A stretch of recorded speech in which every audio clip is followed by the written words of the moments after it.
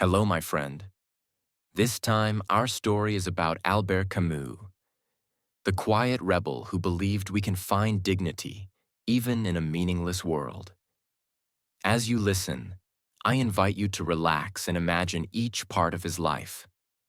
This story is told in simple English, made for learners like you who love great stories. Let's begin the life journey of Albert Camus. Chapter 1. Early Life in Algeria. Albert Camus was born in Algeria. This was in 1913. Algeria was a French colony then. His family was very poor. His father died in a war. This happened when Albert was a baby. His mother worked hard. She could not speak or read. Albert lived with his mother, grandmother, and uncle. They shared a small house. The family had little money. Food was often simple. Clothes were old. Still, Albert found joy. He loved playing football. He also loved the sun and the sea. The bright light of Algeria stayed with him. His uncle helped him. He saw a special light in Albert. He helped Albert go to school. This was a big chance for a poor boy. Albert was a very good student. He learned quickly. His school life was happy. He met kind teachers. They saw his talent. They encouraged him to read. Books became his new friends. He spent many hours in libraries. This time shaped him deeply. He understood hard life. He also saw beauty in small things. This mix of hardship and beauty influenced his ideas later. It was a simple beginning for a great mind. Chapter 2. The Silent Struggles of Childhood. Albert Camus grew up in a quiet home. His mother was almost deaf. She worked very hard as a cleaning woman. His grandmother was strict. She often used a cane. Life was simple and hard. There was little food sometimes. Albert saw his mother's tired hands. He understood the meaning of hard work. He learned to be strong. He spent time playing outside. He played football with friends. The sun was always bright. The sea was always near. These moments brought him happiness. They were simple pleasures. His family did not talk much. They lived a silent life. But Albert thought a lot. He watched people around him. He learned about human nature. He learned about suffering. He did not feel pity for himself. He accepted his life. He saw the dignity of his family. They faced challenges every day. They kept going. This idea of human dignity became important to him. He was a good student in school. His teachers noticed him. They saw his bright mind. They gave him books. They encouraged him to dream. Education was his escape. This early life taught him much. He understood poverty. He also understood the strength of people. This part of his life journey was very important. It built his character. Chapter 3. First Love. Books and Theater. Albert Camus found his passion early. He loved books very much. The school library became his favorite place. He read many different stories. These stories opened new worlds for him. He especially loved Greek stories. He read about ancient heroes. He learned about their adventures. These tales made him think deeply. They sparked his imagination. His teacher, Monsieur Jean Grenier, helped him.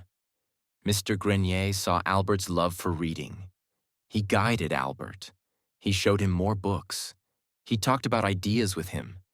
This relationship was very important. Later, Albert discovered the theater. He loved plays. He joined a theater group. He even acted in some plays. He also helped write them. This was a new way to tell stories. He found joy in performing. He liked being on stage. Theater allowed him to explore human feelings. It was a place for ideas. It was a place for expression. Books and theater shaped his mind. They taught him about life. They taught him about people. They helped him understand himself. They prepared him for his future writing. This period was full of discovery. He was learning every day. He was growing as a thinker. His love for stories and plays became a lifelong passion. It was a key part of his life journey. Chapter 4. Fighting Illness, Finding Purpose. In his teenage years, Albert Camus faced a big challenge. He became very ill. He had tuberculosis. This was a serious lung disease. It made him very weak. He had to stop playing football. This made him sad. He loved sports very much. The illness changed his life. He spent a lot of time resting. He spent time in hospitals. His health problems continued. They affected his studies. He could not always attend classes. He worried about his future. But he did not give up. He kept reading and thinking. The illness made him think about life and death. He thought about human suffering. He thought about how short life can be. These thoughts shaped his philosophy. They made him ask deep questions. He learned to live with his illness. He accepted it. This acceptance was not easy, but it gave him strength. It helped him focus on what was important. He found purpose in his thinking. He decided to become a writer. He wanted to share his ideas. He wanted to understand the world. Writing became his way of fighting. It was his way of living fully. This difficult time was also a time of growth. His body was weak, but his mind grew stronger. He found his path in life. This part of his life journey was crucial. Chapter 5. Camus and the War of Ideas. The world was changing fast. World War II began in Europe. Albert Camus moved to France. He joined the French resistance. This group fought against the German army. Camus believed in freedom. He believed in justice. He used his writing to fight. He wrote for an underground newspaper. The newspaper was called Combat. It means fight in English. He wrote articles every day. He wrote about the war. He wrote about human dignity. He encouraged people to resist. His words gave hope to many. He was a brave journalist. His writing was clear and strong. He used simple language. People could understand his message. He spoke out against injustice. He spoke for those who had no voice. He risked his life every day. Writing for Combat was dangerous. The German army was looking for people like him. He continued his work secretly. He believed it was his duty. This time was very hard. There was war and suffering. But Camus kept his faith in humanity. He believed people could choose good. He believed they could fight for what is right. His work during the war was important. It showed his courage. It showed his strong beliefs. This was a critical part of his life journey. He was not just a writer, but a fighter. Chapter 6. The Myth of Sisyphus. His Question to the World. After the war, Albert Camus wrote an important book. It was called The Myth of Sisyphus. This book was about a deep question. It asked about the meaning of life. Camus looked at the world. He saw that life can seem meaningless. He called this feeling the absurd.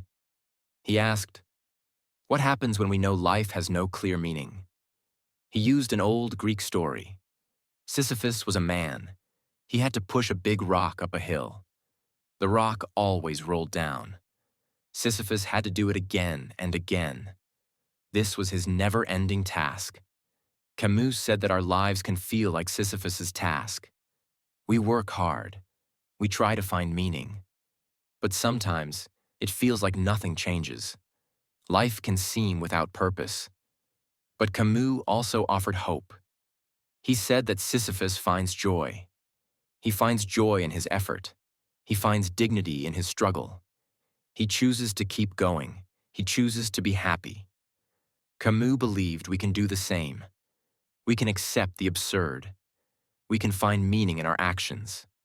We can find value in our daily struggles. We can find dignity in our human condition. This book made Albert Camus famous. Many people read it. It made them think. It was a new way to look at life. This work was a central part of his life journey and his ideas. Chapter 7. Camus the Journalist. Voice of the Resistance. Before and during World War II, Albert Camus was a strong voice. He worked as a journalist. He believed in telling the truth. He wanted people to know what was happening. In Algeria, he wrote about the poor. He wrote about the Arab people. They often suffered under French rule. He reported on their hard lives. He showed their struggles. When the war came, he moved to France. He joined the French resistance. This was a secret group. They fought against the German occupation. Camus wrote for their newspaper, Combat. He became the editor of Combat. His articles were important. They were brave. He wrote about freedom. He wrote about justice. He encouraged people to resist. His words were like a weapon. They fought against lies. They fought against oppression. He wrote carefully. He had to be secret. The German army would arrest him if they found him. After the war, Combat became a major newspaper. Camus continued to write. He spoke about important issues. He debated ideas with other thinkers. He was a leading voice. His journalism showed his courage. It showed his dedication. He used his words to make a difference. This part of his life journey was very active. He always stood for what he believed was right. Chapter 8. A Nobel Moment. The Youngest Rebel Thinker. In 1957, something amazing happened to Albert Camus. He received the Nobel Prize in Literature. This is a very important award. It is given for great writing. Camus was only 44 years old. He was one of the youngest people to win it. This made him very famous. People all over the world learned about him. They read his books. The Nobel Committee praised his work. They said he showed the important problems of our time. He explored questions about human conscience. He wrote about justice and freedom. Camus was surprised by the award. He felt it was too soon. He believed other writers deserved it more. He spoke humbly about it. He felt a great responsibility. He used his Nobel Prize speech to talk. He spoke about his teachers. He spoke about his poor background. He spoke about the power of writing. He talked about human dignity. This award brought him great recognition.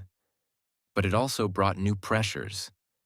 People had high expectations for him. He continued to write and think deeply. Winning the Nobel Prize was a major event. It marked a peak in his life journey. It showed the world the importance of his ideas. He was a truly recognized rebel thinker. Chapter 9. The Rift with Sartre. A Friendship Broken by Belief. Albert Camus had a famous friend. His name was Jean-Paul Sartre. Sartre was also a famous writer and thinker. They were both important figures in French thought. At first, they were close friends. They shared many ideas. They both wrote about freedom. They both wrote about human existence. They respected each other's minds. But over time, their ideas began to change. They had different views. They disagreed on politics. They disagreed about how to change society. Their friendship became difficult. Sartre believed in strong political action. He thought revolution was necessary. He believed in communism. He thought it could solve many problems. He wanted big changes. Camus was different. He believed in human limits. He feared extreme actions. He saw dangers in revolution. He worried about violence. He valued individual dignity more. Their disagreement became public. They wrote articles against each other. It was a sad time for them both. Their friendship broke apart. It was a split of ideas. This split was important in history. It showed two different ways of thinking. It showed how ideas can divide people. It was a painful part of Albert Camus' life journey. Chapter 10. Life's Absurd Beauty. His View of Meaning.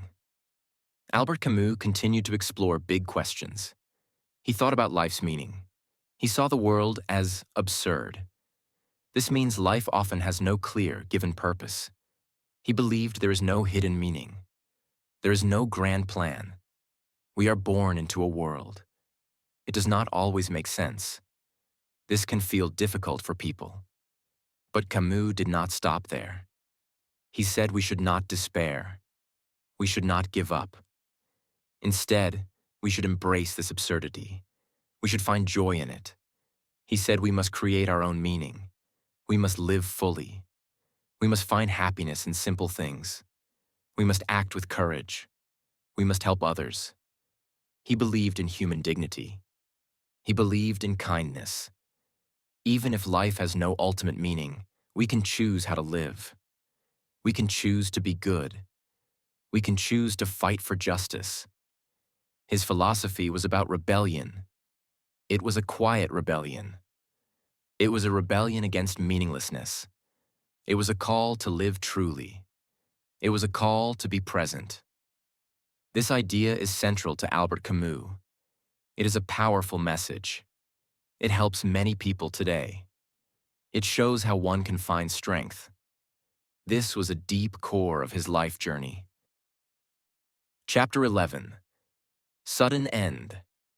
The Tragic Car Crash. On January 4th, 1960, Albert Camus was traveling. He was in a car. His friend Michel Gallimard was driving. They were driving from a small town to Paris. The weather was not good. The roads were wet. Suddenly, the car went out of control. It crashed into a tree. The accident was very severe. Albert Camus died instantly. He was only 46 years old. It was a very sad day. The world lost a great writer. It lost a great thinker. Many people mourned his death. They were shocked. They could not believe it. His life ended too soon. He had so many more ideas. He had so many more books to write. His death was ironic. He had often written about the randomness of life. He had written about the absurdity of sudden events. His own death was a very sudden event. Even after his death, his ideas lived on. His books continued to be read. His thoughts continued to inspire people.